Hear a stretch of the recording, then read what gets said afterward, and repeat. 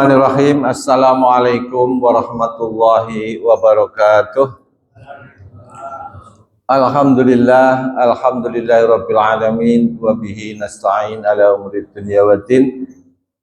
Asyhadu an la ilaha illallah wahdahu la syarikalah wa asyhadu anna Muhammadan abduhu wa rasuluhu la nabiyya ba'dah. Allahumma shalli ala Muhammad wa ala alihi wa sahbihi ajma'in, amma ba'd.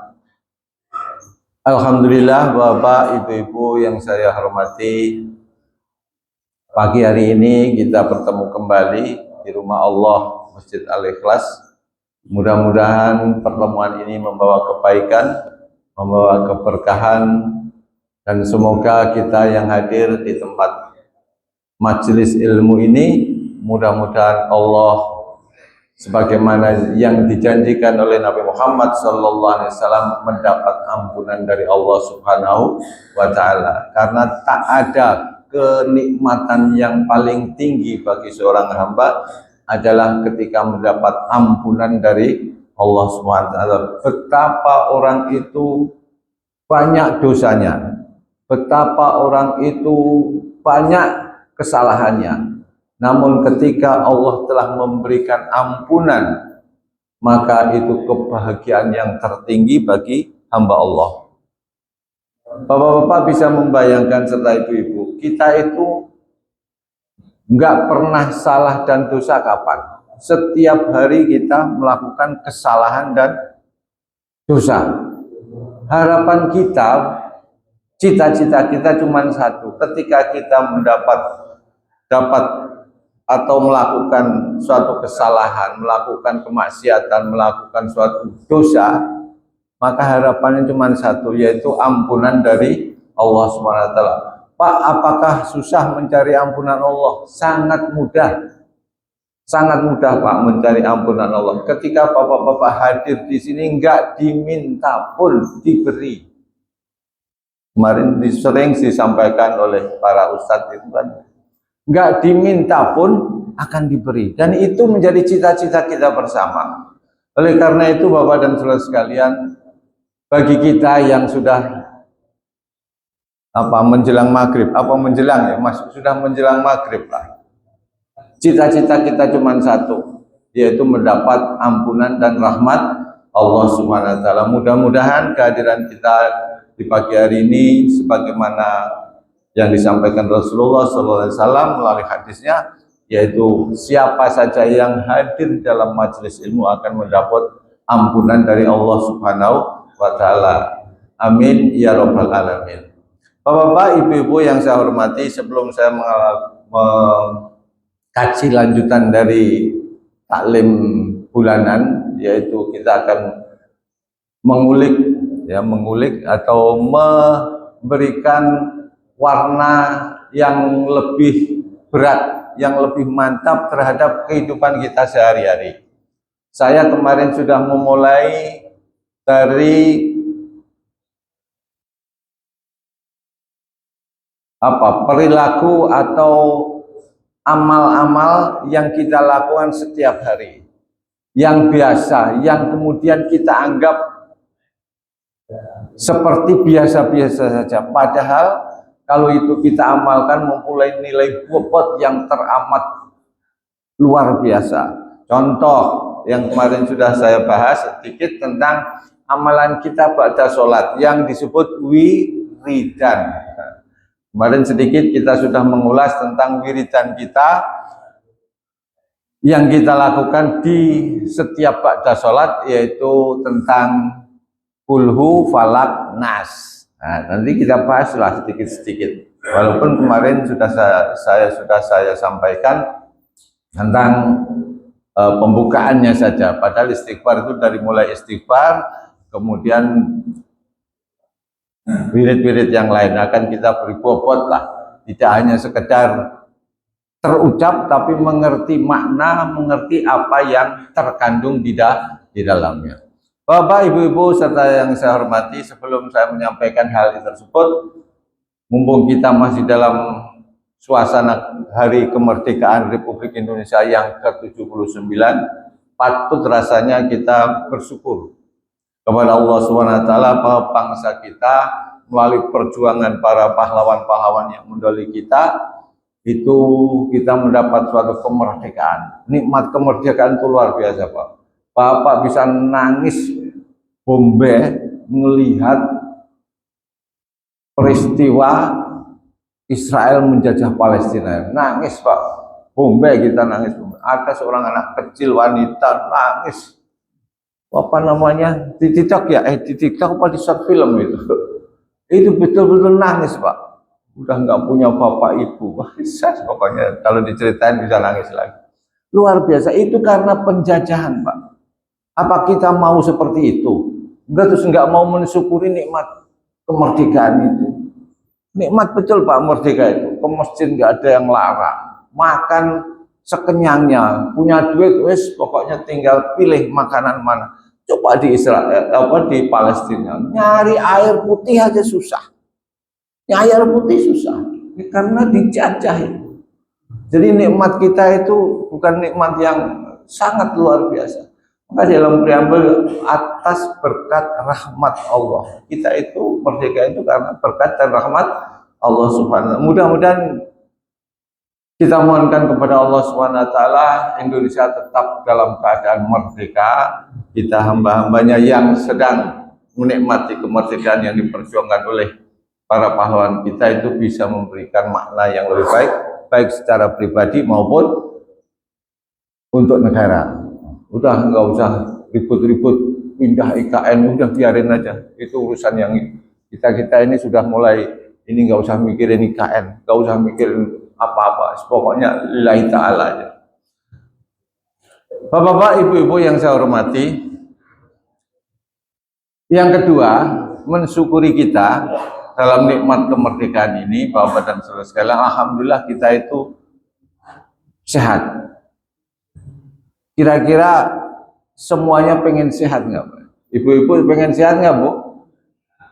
Sehat. Bapak-bapak juga pengen sehat. Kira-kira sehat kita itu selama-lamanya apa? Kadang-kadang atau sesuatu? Pasti sehat kita itu cuman tidak terus-menerus. Pasti ada sakit. Entah itu sakit berat atau sakit yang menyebalkan. Sakit menyebalkan itu apa, Pak? Sakit gigi, Pak. Wah, itu sungguh menyebalkan. Sakit gigi itu menyebalkan. Mau ditengok itu orangnya sehat, tapi sakitnya ngalah-ngalahin sakit yang lain, itu sakit gigi. Saya beberapa hari yang lalu sakit gigi. Bapak, ibu-ibu, serta saudara sekalian, itu cita-cita kita bersama sehat terus. Pengen kaya nggak kira-kira? Semuanya pengen kaya, berkecukupan. Tapi apakah itu bisa terlaksana di dunia ini? Terkadang, Pak, ada yang terlaksana, ada yang enggak tidak. Terus bagaimana, Pak? Kalau kita enggak semuanya, ya itulah dunia. Dunia itu cuma begitu, sementara. Kita kaya, kekayaan kita juga enggak akan dibawa. Kita sehat, juga nanti akan sakit. Kalau kita dulu muda, gagah, Pak Momon, ganteng, gagah, ternyata sekarang sudah tua. Jadi muda itu juga enggak selamanya, kita akan tua. Maka satu-satunya, ini saya kasih resep yang paling top ini. Satu-satunya Bapak kalau pengen kaya selama-lamanya, kalau pengen sehat selama-lamanya, kalau pengen muda selama-lamanya, kalau pengen cantik selama-lamanya, pegang itu agama, amalkan itu agama. Dapat dipastikan kalau amal agama itu kita pegang erat, maka sesudah kita tinggalkan dunia, Allah akan memasukkan kita ke dalam surganya. Amin ya Rabbal alamin. Maka kalau Bapak masuk surga, itu akan muda selama-lamanya. Ibu-ibu kalau masuk surga akan cantik selama-lamanya. Resepnya cuma satu, Pak. Pegang agama, amalkan agama. Betul nggak? Pegang itu agama, amalkan itu agama. Nah inilah Bapak dan Saudara sekalian yang perlu saya sampaikan. Mari kita dalam kerangka inilah supaya agama kita itu tidak lepas. Agama itu apa? Agama itu aturan yang disampaikan Allah dan Rasulnya untuk membimbing dan untuk kita sebagai hamba Allah ini agar supaya tadi cita-cita kita itu adalah masuk surga dan kemudian akan terlaksana. Kalau di dunia nggak berkecukupan, di dunia mengkrik sakit mulu, di dunia sepuh jalan sudah, nggak usah khawatir. Kalau itu kita tetap pegang agama, amal agama, insya Allah kita akan, kalau masuk surga sebagaimana yang saya ceritakan. Inilah cita-cita kita duduk di majelis ilmu ini. Cita-cita dalam rangka untuk memegang agama. Kemudian Bapak dan Saudara sekalian, mari kita awali kajian ini dengan mengucapkan Bismillahirrahmanirrahim untuk mengkaji perkara-perkara agama, perkara-perkara agama yang biasa kita lakukan sesudah sholat fardu. Sebelumnya Bapak dan Saudara sekalian perlu saya sampaikan bahwasanya ada nikmat yang paling besar bagi kita, nikmat yang terbesar selain nikmat iman Islam yang sering biasa disampaikan, itu nikmatnya menjadi umat Nabi Muhammad Sallallahu Alaihi Wasallam. Itu nikmat terbesar, Pak. Nikmat terbesar. Kemarin siapa ya? Oh, Pak siapa? Ngaji kemarin siapa? Pak Fauzan. Itu sudah menyinggung tentang nikmat terbesar, yaitu menjadi umatnya Nabi Muhammad Sallallahu Alaihi Wasallam dalam segala hal, Pak. Dalam segala hal, nikmat. Kalaulah kita ditakdir Allah menjadi umatnya orang atau nabi-nabi yang dahulu, itu beratnya minta ampun, Pak. Bapak bisa bayangkan contoh umatnya Nabi Musa Bani Israel. Di dalam Al-Quran disebutkan kalau dia berbuat dosa besar melakukan dosa besar, itu cuma satu tobatnya, dia bunuh diri atau dibunuh. Itu baru orang melakukan dosa besar, itu tobatnya diterima apabila dia bunuh diri atau dibunuh. Nah, itu kan berat nih. Kita kalau itu kan, kalau dia beramal kebaikan, itu pahalanya satu sama dengan kebaikan. Kalau dia beramal satu, dapat nilai satu. Nah, beramal dua kali dapat nilai dua. Jadi seimbang. Tapi umatnya Nabi Muhammad Sallallahu Alaihi Wasallam, Bapak dan Saudara sekalian, itu beramal satu, beramal baik satu, itu bisa mendapat pahala 10 kali. Bahkan ada yang 700 kali. Bi kulli sumbulatin mi'atu habbah. Disampaikan dalam perbandingannya, orang yang beramal satu itu bisa kali 10, bisa kali 700 kali. Tapi ada juga Bapak dan Saudara kalian yang jauh lebih tinggi daripada itu, yang tak terhingga. Ada, Pak, ada. Disebutkan innama yuwaffas sabiruna ajrahum bighairi hisab. Sesungguhnya orang-orang yang menetapkan kesabarannya dalam beramal, maka pahalanya tidak terhingga. Bighairi hisab, enggak kehitung saking banyaknya. Kalau semiliar bisa dihitung, Pak. Enggak terhitung. Triliunan. Itu orang sabar. Nah, kalau bapak-bapak sabar, insya Allah mendapat pahala yang bighairi hisab. Loh, ini Al-Quran, Pak. Pasti benarnya. Jadi orang sabar kalau ngaji ya sabar, kalau taklim sabar, kalau ke masjid sabar. Itu pahalanya luar biasa. Jadi orang sabar itu pahalanya bighairi hisab, enggak terhitung. Enggak terhitung. Baik Bapak dan Saudara sekalian, ini maka ketika kita sholat, khususnya sholat-sholat fardu, maka sabar sedikit untuk melakukan bacaan-bacaan yang dianjurkan oleh Rasulullah SAW. Duduk sebentar untuk melakukan, kalau bahasa kita, wiridan. Harus sabar, Pak. Nggak usah buru-buru, kenapa harus pulang? Ada buru-buru, kecuali kalau sakit perut ya. Sakit perut jangankan, sakit perut ya boleh lah. Kebelet, kebelet. Sabar dulu. Maka yang kesabaran yang ketika kita sudah salam itu hanya enggak panjang, minimal istighfar 3 kali. Kemudian qalqalah, ya istighfar bisa astagfirullahaladzim, astagfirullahaladzim, ada yang astagfirullahaladzim alladzi la ilaha wa khayrul qayyum wa atubu ilaih. Kemudian disambung la ilaha illallah wahdahu la syarika lahu wal hamdu yuhyi wa yumiitu wa huwa ala kulli syai'in qadir.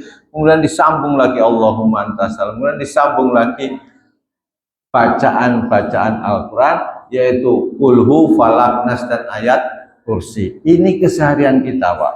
Ini keseharian kita setiap saat. Maka harus dilakukan dengan penuh kesabaran. Kalau penuh kesabaran, Pak, kalau kemarin saya sampaikan, kalau baca kulhu itu cuma 45 huruf. Siapa yang pernah ngitung sudah? Bener nggak 45 huruf? Saya pernah baca, katanya kulhu wallahu ahad itu jumlahnya 45 huruf. Kalau itu kita sabar untuk melakukan itu, maka pahalanya nanti nggak terhitung, Pak. Sabar. Dilakukan dengan penuh kesabaran, penuh kegembiraan, senang dalam melakukan agama itu, maka itu. Maka qul huwallahu ahad itu adalah nilai yang disampaikan Rasulullah SAW apabila orang membaca kulhu itu sama dengan sepertiga Al-Quran. Sama dengan seberapa, Pak? Sepertiga Al-Quran. Kalau itu dibaca 3 kali, maka nilainya sama dengan menghatamkan Al-Quran. Ini kulhu, Pak. Kalau dihitung tadi 45 huruf, nilainya tadi besar, tinggal kita mensikapinya. Kalau kita mau melakukan ba'da sholat, ya, istighfar, kemudian baca kulhu, falaq, kulhunya dulu, itu membaca, maka nilainya 45 kali 10. Kalau kita bersabar kali tak terhingga, sudah penuh kebaikan, penuh dengan kebaikan. Nah, biasanya Bapak dan Saudara sekalian, ketika kita berpikir, wah saya sudah banyak kebaikannya, saya baca kulhu sudah segini, nah akhirnya sesudah itu nggak pernah baca. Wah saya masih numpuk, itu masih banyak stoknya. Bukan begitu. Jadi bukan model stok, kan? Atau biasanya yang sering kita lakukan itu adalah ngomongin kejelekan orang lain. Nah, itu yang berbahaya. Jadi memang Bapak serta Ibu-ibu yang saya hormati, pahalanya memang luar biasa. Tapi begitu mudahnya kita itu membuangnya. Membuang itu begitu mudah. Lagi ngomongin orang aja udah pahala yang kita lakukan tadi dikasihkan orang. Dikasihkan orang, mudah sekali. Jadi nanti suatu saat Bapak dan Saudara sekalian, yang biasa, yang sering kita dengar itu disebut orang muflis. Orang apa? Muflis. Tahu muflis? Orang bangkrut. Nah, orang bangkrut itu cuma gara-gara itu aja. Suka nyakitin orang, suka ngomongin orang, suka nabokin orang, Bapak. Suka nabokin. Itu hilang, Pak. Ya juga ngomongin hilang itu, udah nggak ada, bangkrut. Bahkan untuk stok pahala yang ditumpuk di dunia kemudian itu gara-gara ngomongin orang belum lunas utangnya, masih banyak orang yang nuntut. Dulu kamu begini, dulu kamu begini, masih ada. Akhirnya dosa orang itu dikasihkan ke kita, Pak. Dikasihkan ke orang tersebut, dikasihkan. Nah, akhirnya bukan pahala yang didapat, tapi apa? Dosa. Akhirnya bangkrut ya, maka akan masuk neraka. Nauzubillah min dzalik. Baik Bapak dan Saudara sekalian yang rahmat Allah Subhanahu wa taala, ini baru pembacaan kulhu saja. Kulhu falak nas. Kulhu wallahu ahad. Nilainya sama seperti membaca sepertiga Al-Quran. Maknanya apa, Bapak dan Saudara sekalian? Sebagian ulama mengatakan bahwa surat Al-Ikhlas itu adalah surat yang isinya sepertiga dari seluruh Al-Quran. Apa itu? Al-Quran itu membawa 3 ajaran, yaitu tentang tauhid, kemudian tentang syariat, kemudian tentang akhlak. Syariat, ibadah, muamalah termasuk dalam syariat ini.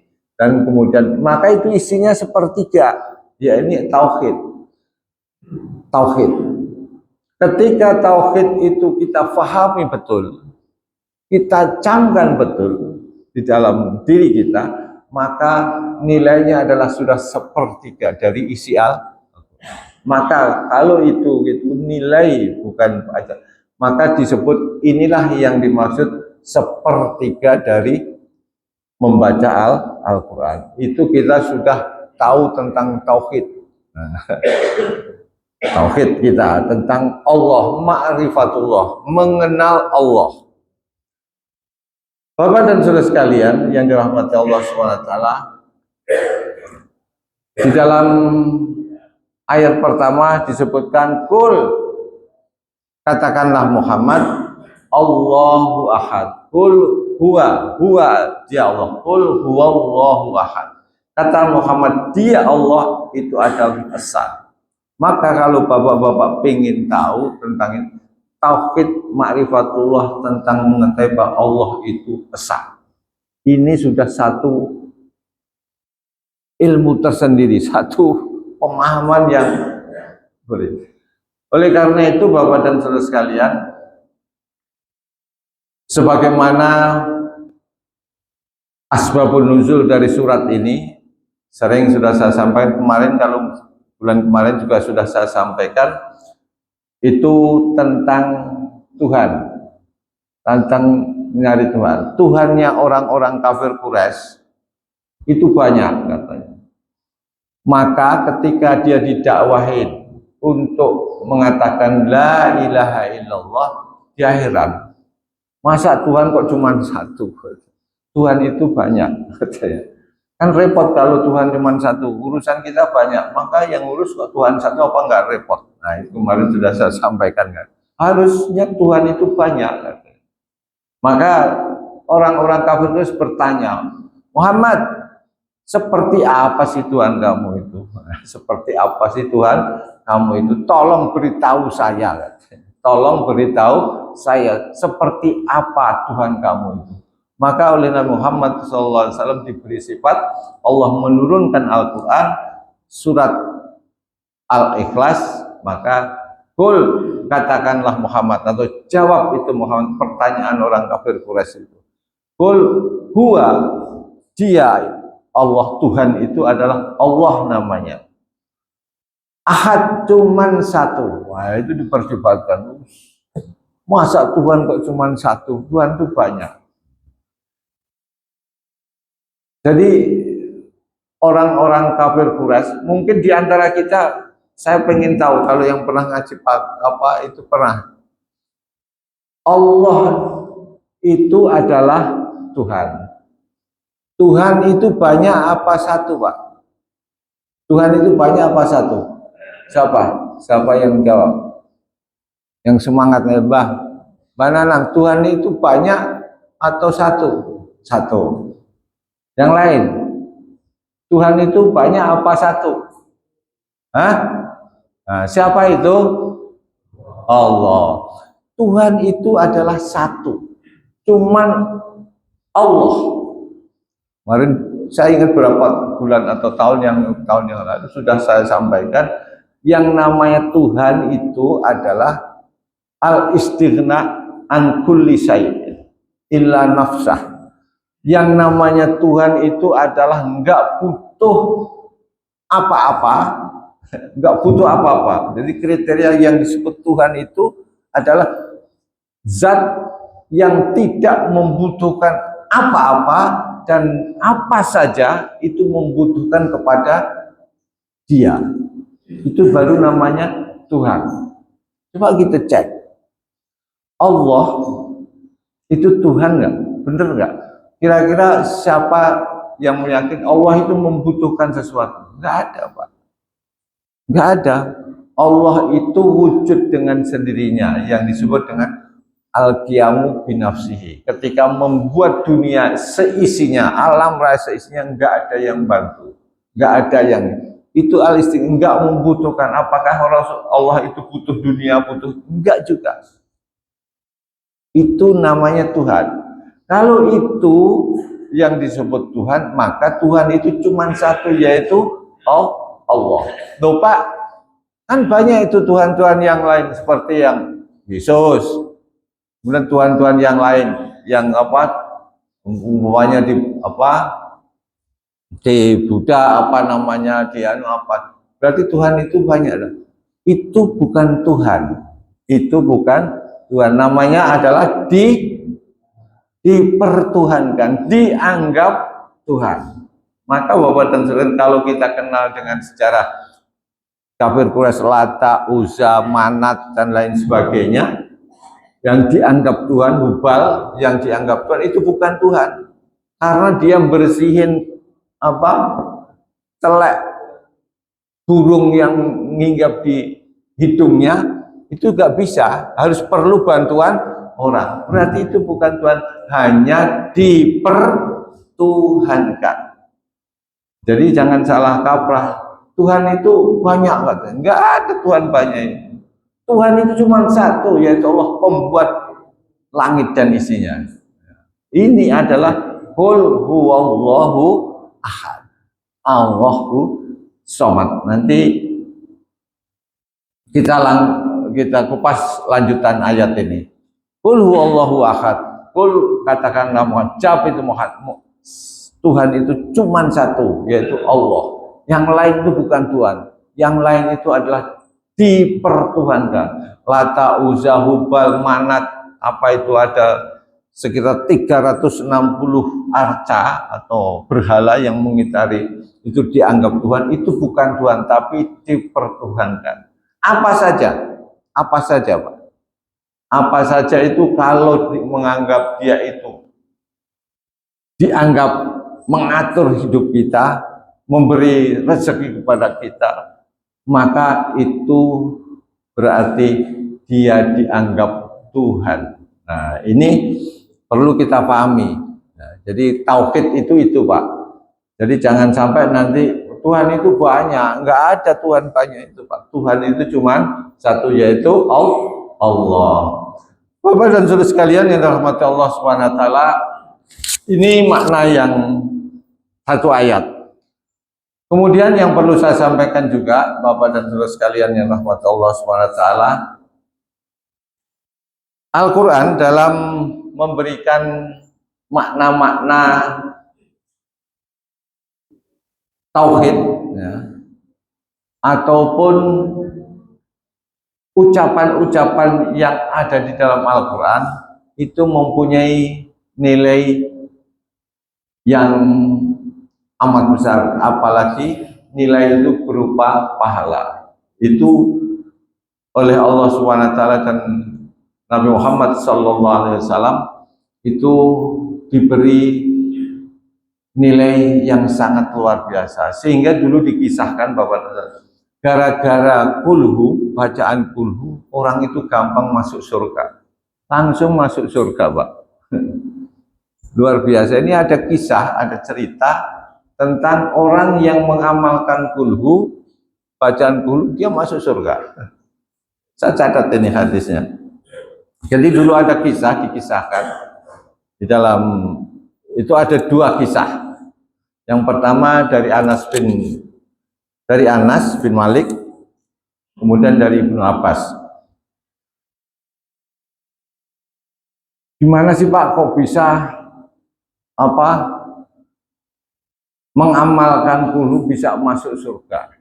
Banyak sekali Bapak dan Saudara sekalian, kalau amal kulhu itu memberikan dampak yang luar biasa. Jadi dulu Bapak dan Saudara sekalian, ya seperti di kita juga, dulu itu juga ada seorang sahabat Rasulullah SAW, itu kalau dia diperintah oleh Rasulullah SAW untuk dijadikan imam di Masjid Quba. Nah, kalau yang pernah berziarah ke Masjidil Haram biasanya mampir di Masjid Quba. Nah, itu ada Masjid Quba namanya. Di sana dia disuruh menjadi imam kaum yang ada di situ. Sewaktu Rasulullah SAW masih sugeng, masih hidup, seorang sahabat untuk diperintah menjadi imam. Namanya imam, dia itu bacaan sesudah Al-Fatihah itu mesti baca umpamanya Al-Ghasyiyah enggak puas, ditambahin lagi Pak satu bacaan yaitu Qul huwallahu ahad. Baca lagi dia Qul huwallahu. Itu terus menerus. Kalau enggak dia baca Qul hu dulu. Qul huwallahu ahad. Terus kemudian dilanjutkan baca lagi surat Idza Jaa Nasrullah, macam-macam lah. Sehingga imamnya, para makmumnya itu pada tanya pada imam, Mas Imam, mana imam masih ada di sini. Mas Imam, sampean tuh kalau jadi imam, kenapa sih enggak puas dengan surat itu kan sudah cukup? Kenapa harus baca kulu? Atau kalau sudah baca kulu, kenapa ditambah surat lagi?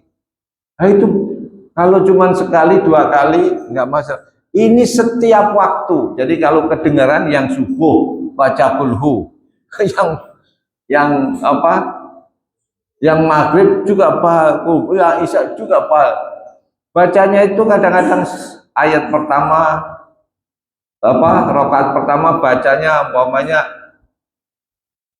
awal duha, dia kurang ini, enggak kurang puas, tambahin lagi kulhu. Jadi dua surat Pak, awal duha sama kulhu.